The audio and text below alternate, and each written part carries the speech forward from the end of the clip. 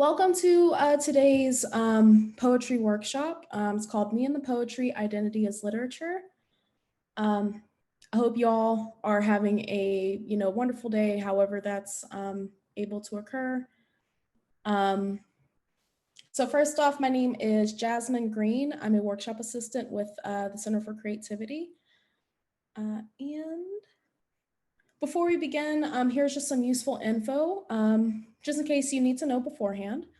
So this is going to be a 30 to 45-minute workshop. This workshop will be recorded, which I believe Eric is already taken care of. So just in case you have to either leave early, you're not able to see the whole thing, or if you have any friends that were interested in participating after the fact, we will have that available on our YouTube channel shortly after this is finished.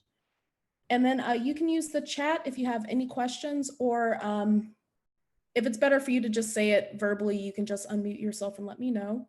But the chat will probably be the easiest option. And some items you may need for this workshop, mainly a notebook and a pen and pencil.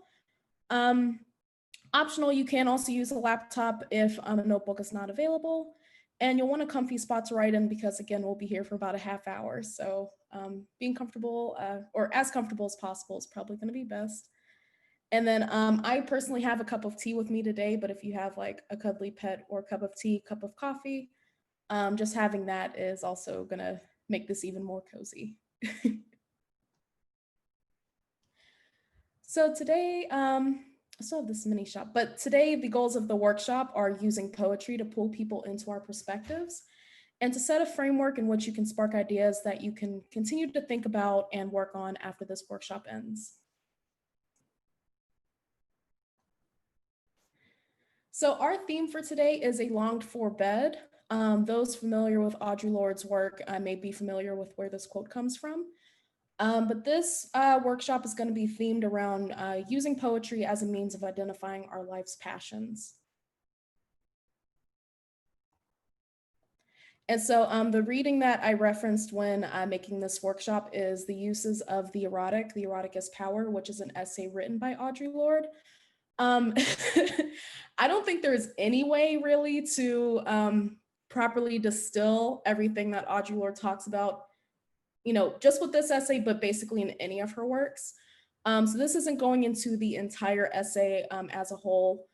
This is just kind of taking one aspect of that and really trying to flesh that idea out. But if you are interested, I completely suggest reading all of Audre Lorde's work, especially Sister Outsider. It's just a phenomenal book, and it just the pathway she goes down and what she talks about is honestly incredible. So yeah, for today, we're just going to talk about a small part of that. So this is basically what we're getting into. So few of us feel deep passion for what we do every day. We often find ourselves pushing through the day and reserving what we're most passionate about for a few short moments here and there. So this isn't really what we're focusing the entire day on, but just kind of like, if you have like a hobby or something that you're really into. For most of us, we're really unable to kind of extend that joy into all that we do, including our work, our career choices, our relationships, things like that. In this essay, Audre Lorde, she finds the separation about what we're truly passionate about from our day-to-day lives and what we're putting most of our time and energy into, basically tantamount to a tragedy, and it leaves us disempowered.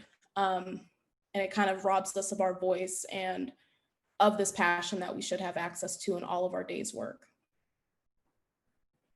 And then a quote from the essay in Sister Outsider here. I have a few of these quotes in here that I really love from this essay.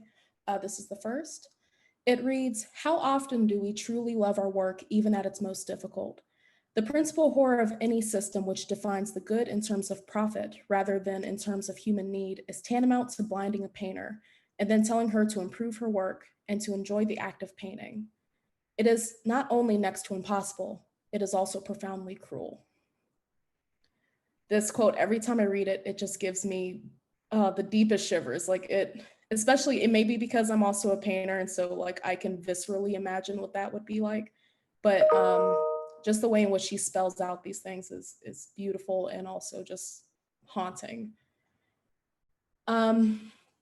So we're going to get into this theme of really identifying what we are most passionate about. Let me actually turn my camera here. Okay.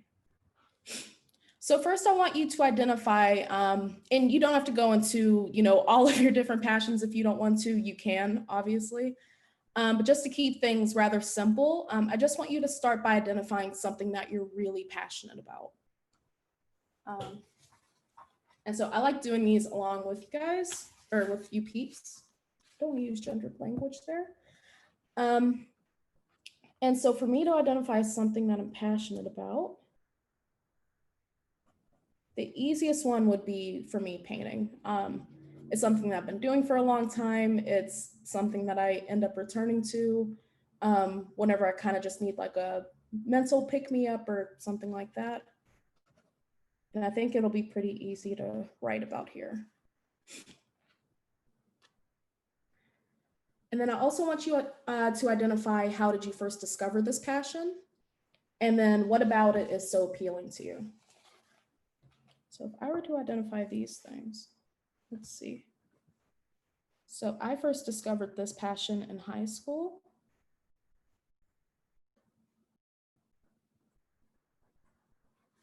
And then what about it for me is so appealing?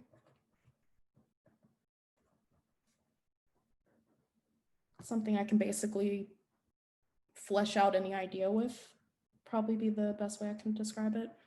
If anyone else wants to answer these questions either in chat or verbally, just by unmuting, you can. We do have a lot of time that we can work with, so feel free to chime in whenever you want to.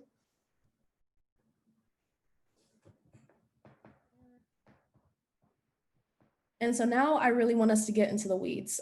So really getting at the core of why this is such a passionate either hobby or activity or anything in particular for you. So in order to add some details, we want to think about what is the reason why you keep coming back to this passion. So this can be something that's like a newer passion. So for me, over the summer, I learned how to roller skate, and that's definitely become like a new passion for me. And so even though it may not be something as long-standing as my passion whenever it comes to painting, I can still try to identify what about it makes me go back out there, however many days of the week that I go. Write that down. Why do I keep coming back? And then for those of you who are thinking about making this into a business, you can also identify that for yourself, but that's not necessary. If this is something you just kind of want to keep for yourself, that's perfectly fine. And then something that really gets at the heart of Audre Lorde's essay is this something that you feel like you can actually give adequate time to? Is this something that you're only reserving for, the end of the day after you've already completed all your work, or maybe sometimes even in the early morning before you can get to work? Or is this something that you're able to incorporate into all aspects of your day? So for me, let's see. Why I feel like I can keep coming back to painting is, I don't know, it's grounding for me, I guess, is the best way to put it. Like when I feel like everything else is getting away from me, this is this one thing that I can always return back to.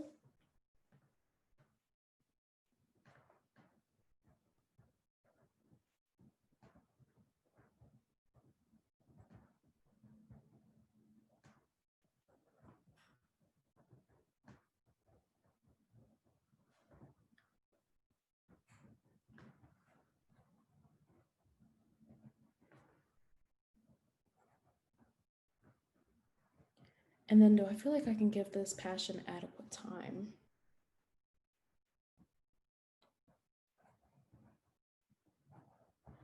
I feel like I can, but some days it's like I go on for days without painting, and that's, typically when I start feeling down. And so I kind of wish I can give it more structured time. But yeah, I think in general, I can give it adequate time. If anyone else wants to share, you can. And And honestly, don't be shy about unmuting. You don't have to, obviously.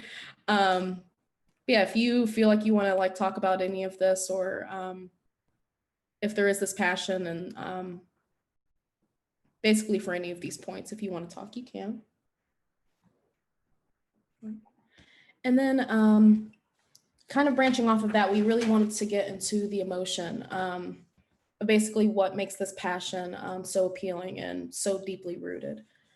So the main question is, how does this passion make you feel? It's just to kind of get into some more detailed questions about that. Is this passion ever exhausting? So I know for me with painting, like if an idea just isn't coming together the way that I want to, or if it's just I'm not able to get it to look the way I want it to, sometimes that can be, I guess, more frustrating. But I don't know necessarily if I'm ever exhausted by it. That one's a tough one. I actually might want to try to flesh that thought out a little bit more.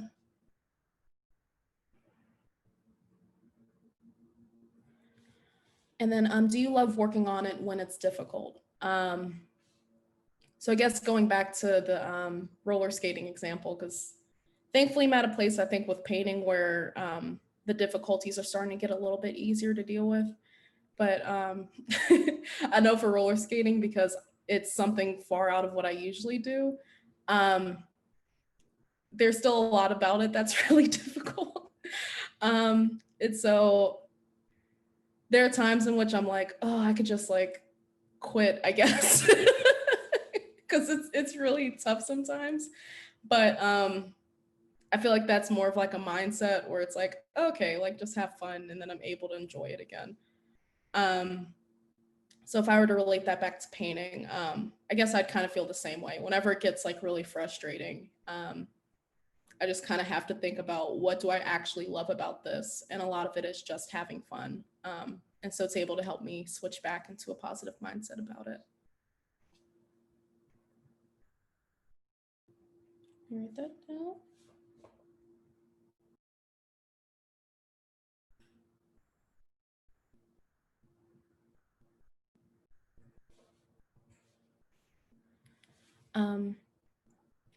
And then you also want to answer what impact this has had on your life.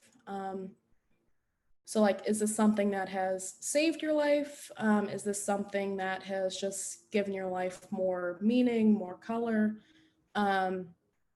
Is this something that, it can even be the same as, or it can even be something as simple as, it just gives me joy on a day-to-day basis, and that's all I need. And that's also amazing. But just kind of identifying, what has this brought you? Either your day-to-day, your week-to-week, how often you're able to actually work on it. And then going back to Audre Lorde, what would it mean for you to embrace deep joy in everything that you do? So the feeling that this passion gives you. What would it feel like for you to spread that joy outward into your work, your relationships, just anything that happens on a day-to-day basis? So it's kind of like extending that joy outwards.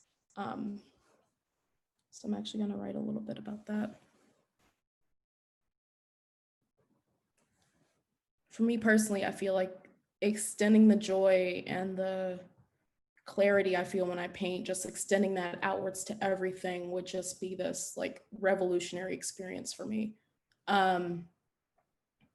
It's hard to even imagine it, just imagining bringing that into literally like everything. It just, that's why I love reading Audre Lorde, because it's just like, I never even thought that this was available to me. I never thought that, having this kind of joy in everything that I did was possible, because you always hear these messages of, you kind of work in order to have like the money and the time to do the things that you really want to do. That's kind of what I hear a lot from people who've retired and they're finally able to get into a lot of these things that they've always wanted to. And so to do that now at this age is something that I really hope I'm able to sort of accomplish. I'll give you all some time to work on that.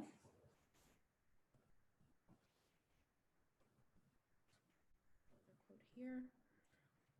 Once we know the extent to which we are capable of feeling that sense of satisfaction and completion, we can then observe which our various life endeavors bring us closer to that fullness. The aim of each thing which we do is to make our lives and the lives of our children richer and more possible.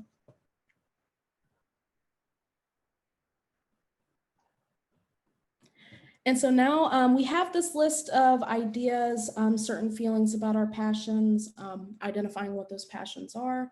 And so now we're going to take all of these thoughts and try to structure them into basically what will end up being the poem. But it's just a way of sort of organizing our thoughts so we know the story that we want to tell. And so you're going to try to organize these thoughts into groups. These will eventually become the stanzas of your poem.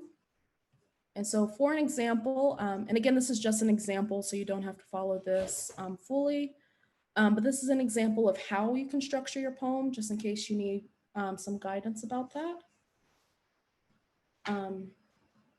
So I think I'll actually follow this structure here, but if you have sort of already an idea of how you'd like to structure it, just go with that.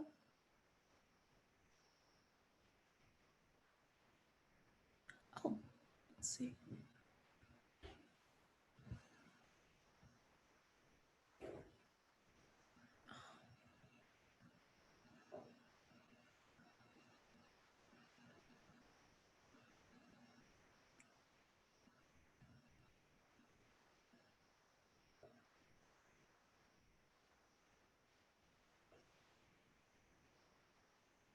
Oh, thank you, Mary. I just read your message. Yeah, that's beautiful.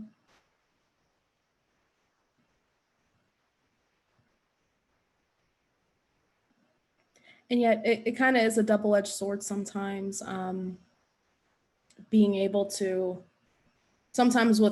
choose the thing that you want to do and almost in a way sort of giving up the thing that you have been doing for so long. But yeah, I'm happy that you've been able to find some sort of joy, and yeah, I hope you continue to embrace that.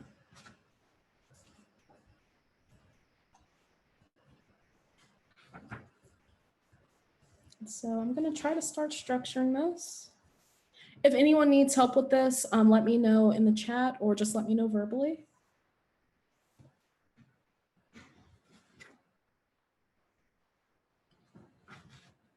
And then I'm actually going to, let's see, I think the next one is, no, it's not. That this one I have some more music. I was just going to put that on. Which actually, I guess I can here. So give you some music just to kind of fill in some background noise.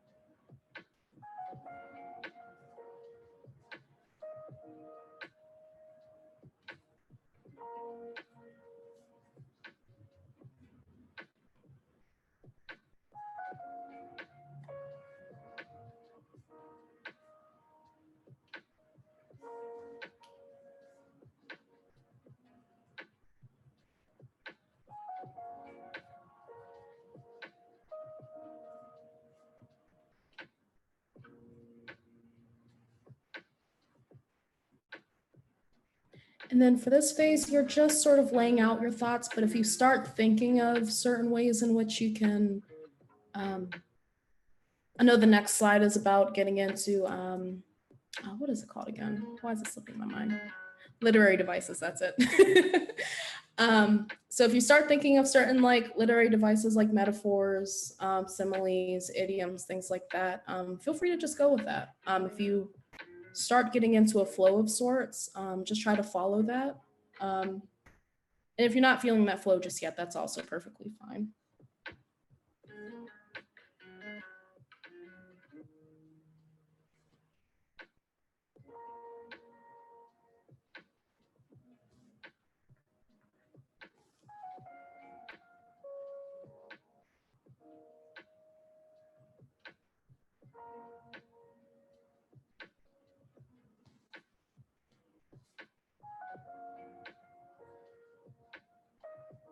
We're almost there. So like me, you might have basically the bones of a poem, but you might want to flesh it out, give it a little bit more depth. And so here's where things like literary devices could be really helpful. So like I mentioned before, these can be things like metaphors, simile. You can use things like hyperbole, alliteration, personification. If anyone needs any examples of those, absolutely let me know. Don't be shy about that. You can even like message me privately. I won't say your name just in case. But I guess I'll give some examples here. So something I really like to use is imagery in my poems. And so something that I think I'm gonna do for this is trying to really describe the process of painting in order to really bring someone into my own mindset of like what it feels like to, you know, get paint on a paintbrush and put it onto a canvas, things like that. So I already started writing here, but let's see, didn't finish this one. So I'll finish this and then I'll just read this out. So I think I'll have to keep working on this, but the line that I came up with is passion lies in deep shades of cerulean and blends in with the burn of crimson, which that's something I really like, but I think I want to add in some more literary devices there. But that one is kind of like a mix of imagery and metaphor almost. And so my original line that I was sourcing that from is my passion is painting. And so you see that conversion from something that's rather simple and laid out, and the literary device will take it and create something that someone who's reading it can feel like a tangible experience with, if that makes sense. And so feel free to kind of play around with certain things. If you don't like them, you can obviously just cross it out or erase it, or delete it if you're on laptop. But just try to think if there's like certain ways in which you can really play around with language here. So I guess we're already taking time to develop it here, but just go here. But yeah, if you're interested in the music that's playing, it's listed here, the 1 a.m. study session by Chilled Cow. Chilled Cow is really good background music. So if you're ever looking for someone to listen to while you're working on something, I recommend them. And then keep working on your poems for as long as you like. This may act as a form of catharsis and really, see someone in chat here. Oh, thank you, Carrie. Thank you for being here, and I hope that this is an experience that you're enjoying, and I hope that what you get from this poem is very enlightening. But yeah, just if you kind of need this catharsis, I know things right now might not necessarily be the best, depending on everyone's situation. But I think right now it's really important to embrace joy in any way that we can. And so that's kind of what drove me to make this workshop about really identifying your passion, because it also puts us in a very happy space. And so I'm hoping that you're able to sort of carry this in a way if you're able. Right. And so just to close out, Within the celebration of the erotic in all of our endeavors, my work becomes a conscious decision, a long for bed, which I enter gratefully and from which I rise up empowered. So again, if you have not read Sister Outsider or specifically this essay, The Uses of the Erotic, please do. It is wonderful and it kind of gets even deeper into what we were talking about today. Again, this is like literally surface level stuff that we touched on today. She goes in really deep and I think it would be just a wonderful experience. But that's only if you have the time to, because everyone is incredibly busy. So I understand if you can't. And then you can follow us on social media. Here's some of our pages here. So our Instagram is at Center for Creativity. Our YouTube channel, which again, this workshop is going to be located after this is done, is going to be Center for Creativity at Pitt, which if you see Eric's screen here, that's actually what the logo looks like. So look for that logo. And then for our blog, podcast, and program info, you can go to pittc4c.weebly.com. And then I have this section here just at the end if anyone wants to chat for a little bit. I think we have like 4 minutes left. So if anyone wants to share any of the ideas that they came up with or anything in particular, it doesn't necessarily even have to be about this. Just unmute yourself, let us know. But if not, we'll just have the music in the background for 3 or so minutes. So use this time as you would like. And Carrie, we're going to be ending the call now, but I hope you had a lot of fun with this and I hope you keep working on it.